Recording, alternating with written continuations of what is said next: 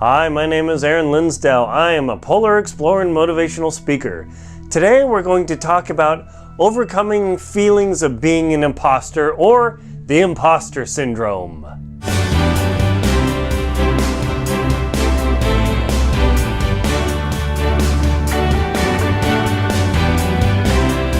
As a polar explorer, author, and adventurer, I have difficulty sometimes thinking I'm an imposter. I don't actually know what I'm doing. I'm totally not legitimate, and my book isn't well, my authoring's failing. Have you ever had these feelings? A lot of people have.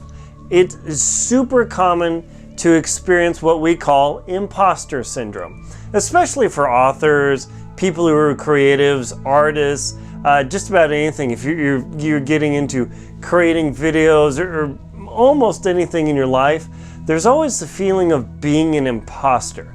That is, as you're an author and you're writing a book and you're thinking, nobody believes in me, I don't believe in this, I'm a total fake, I'm not an author.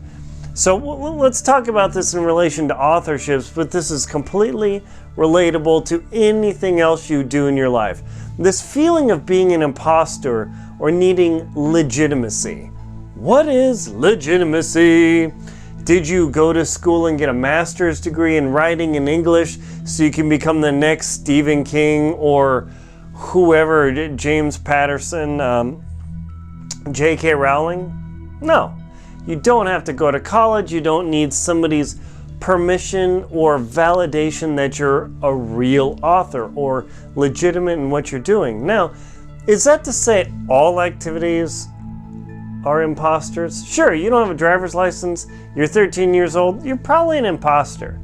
You pretend to be an astronaut, you're not quite launching on Earth or off of Earth, well, you're an imposter right up to the point where you are an astronaut. It happens to a lot of people. So you can be an imposter, you can pretend to be someone. You can pretend to be something. But there's so many things in life where being an imposter is purely just a feeling. It's silly. So like authorship, when you're writing a book, let me grab one of my books here. Like Lost at Windy Corner. Now, this is, let's see, is this my second book? I don't know. I've written, like 17, 18, 19 books. I've totally lost count. Sold plenty of copies, made some money. Does that make me legitimate or an imposter? I guess it makes me legitimate. I've got books, I've sold copies, people like them, a few downvotes, but generally pretty good.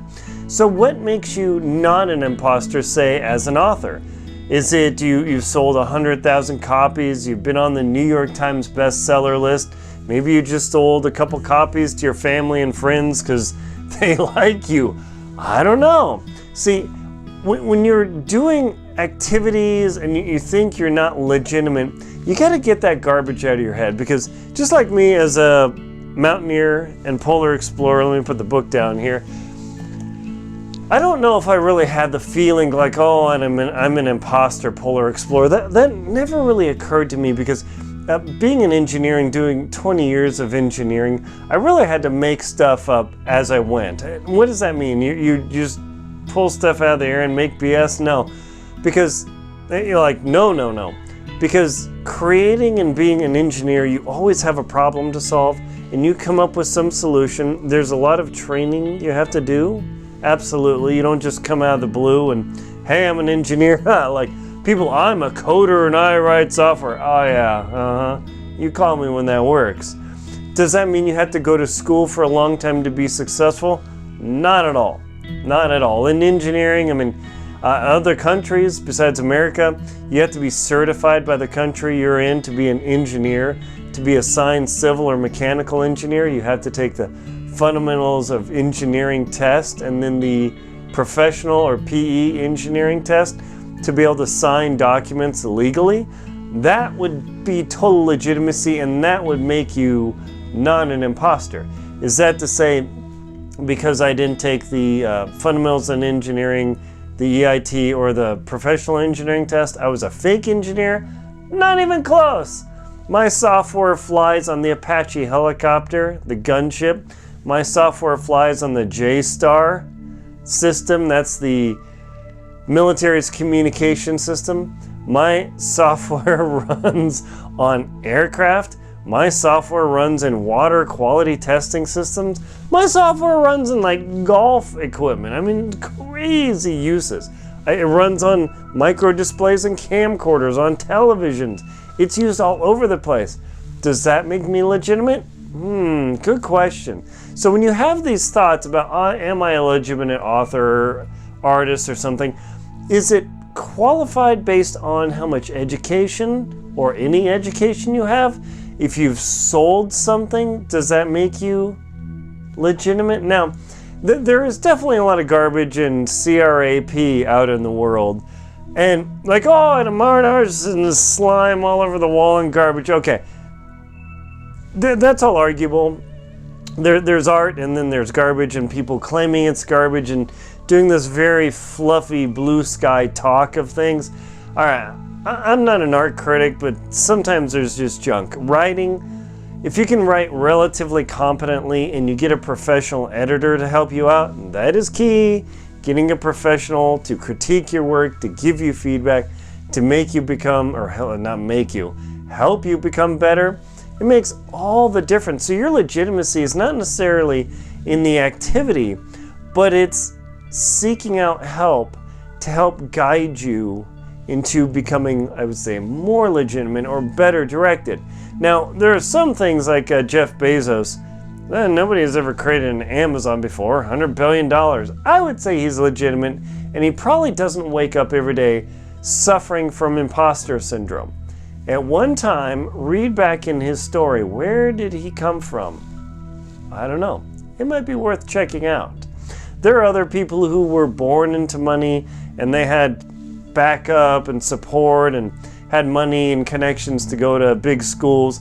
So they maybe did okay, but maybe they're an imposter too. Ooh, I don't know. I've known quite a few people who have a Harvard degree or all this craziness, and they're a pain in the backside to work with. I wouldn't say they're an imposter because they have a degree, but they're so miserable, they might as well be an imposter. So just this feeling of, I have an imposter syndrome, I'm not legitimate. You gotta get that garbage out of your head because it's messing up your dome. You don't want to mess up your dome. See, look, because it gets in your head and it goes, and it messes you up. No. Oh, yeah, my eyes are red just thinking about it.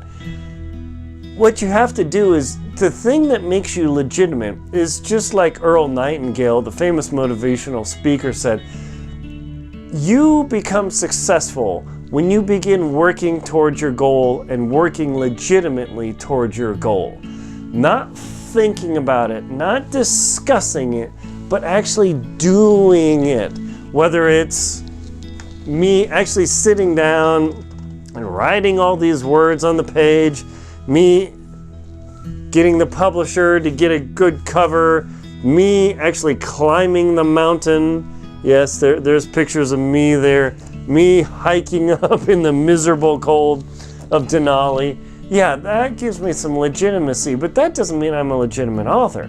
What it means is, hey, you have something in your head that you might convert to becoming legitimate. So really, if you've got a laptop or a computer or like a piece of paper and a pen or even a pencil, you can probably write something. Now, isn't it going to be a complete disaster? Probably. Why? Because you didn't outline and you didn't plan. Yes, now we're getting somewhere. Right.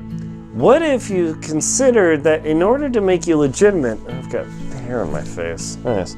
In order to make you legitimate, you actually need to plan and visualize where you're going. Now, do you have to have the whole thing in your head? Well, if you're building a house, you probably need some plans.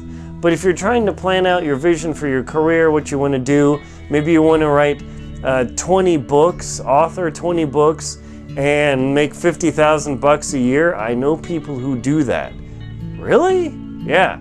Are they legitimate now? I would say so. That makes them pretty legitimate.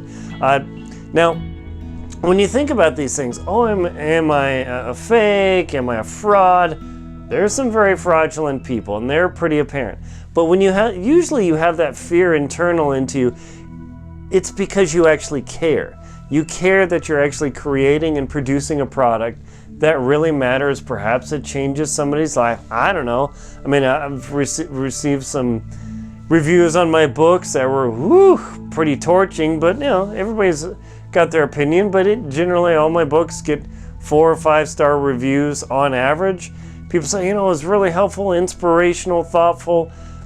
I would say that's totally legitimate. You could argue about that, but that the imposter syndrome is a thing that's in your head and in your heart, and it usually becomes from you caring about what you do, and what you do matters. And it's the little things that really matter. When people say don't sweat the small details, they've never built something for space and aircraft. When you're up there at 30,000 feet going 580 miles an hour, that little small rivet, if that pops out and the side of the plane blows out, that small detail is going to matter to you way more than you ever thought it would. So just remember, the small details give you legitimacy. Planning and creating your vision of where you want to go give you legitimacy. And then the actual doing and coming up with the first draft, that totally eliminates imposter syndrome, because at least you've shown up, you've done the work, you've shown up, and you've come into the game, and you eliminate that you are not an imposter, you are the real deal. Now, is there any guarantee you're going to make any money or doing it? No, not at all. That's a whole other story. But get it out of your head that you're an imposter. You just got to sit down and do the work. And when you're doing the work and you start producing the product, then you're not the imposter. That is the magic trick, coming from a polar explorer who skied all the way to the South Pole. Believe me on this. My name is Aaron Linsdau. I am a polar explorer and motivational speaker. I hope I've inspired you to pursue your dreams, support your family, and not be an imposter and have those feelings.